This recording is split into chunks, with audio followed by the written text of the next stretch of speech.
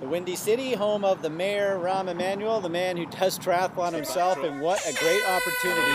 65 plus men into the 19-degree water.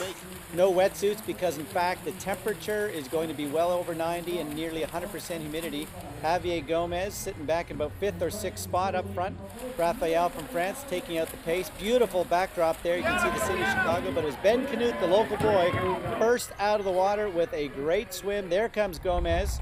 Not too far back was Mario Mola. Gomez with a terrific swim, fast transition into that lead group. Mola only about 15 or 20 seconds back, but Mola looking for the man he usually rides with. Richard Murray was much further back, about 50 seconds, and riding in the chase pack through most of the race. There he is, in fact, on the opposite side of the road. Polyansky, a part of a 33-man group that rode for most of the day. That's Richard Murray trying to catch up, but late into the ride, Tom Davison, the absolute horse, along with Cameron Good working the last portion of the bike. The duo would take almost 45 seconds out of the chase group. Davison, one of the strongest men ever now to do the bike in the sport, and there they would come. A group of almost 50, the Richard Murray, Sven Riederer chase group would in fact catch up to the Mola and Gomez bunch, but how much fatigue would be in Richard Murray's legs? Well, it would be shown very quickly as he would not be able to go with the big boys. Mola and Gomez, but Pereira would be the big surprise, moving very quickly through the first 5 kilometers.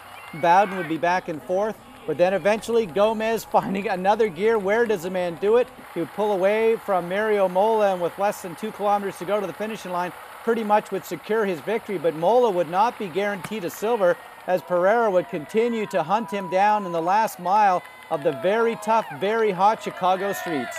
Pereira might be the breakthrough man of 2014, and with less than a half a mile to go, he in fact would run through Mario Mola. The crowd who had come out to see Javier Gomez win, well, they would be very happy as Javier Gomez would win his 4th win in 2014, and after having a bit of an injury back in London, showing that he's back in great shape. Gomez, unbelievable job, his 4th win in 2014. But maybe the breakthrough performance of the year, the second performance in less than a month. Pereira would come across the line in 2nd place. Absolutely ecstatic for the big man from Portugal. Mario Mola would show that he is consistent. A little fatigued, said that the day was very hard when I spoke to him after, but Mola would cross the line in 3rd place on the day. The Spaniards would reign supreme, but Portugal would have their day as well, as Javier Gomez would please the crowd with the big Chicago skyline in the back and the beautiful spray of the water. And there's the mayor, maybe the fittest mayor in all of America, as they sprayed the champagne and got ready now for Hamburg in less than 2 weeks.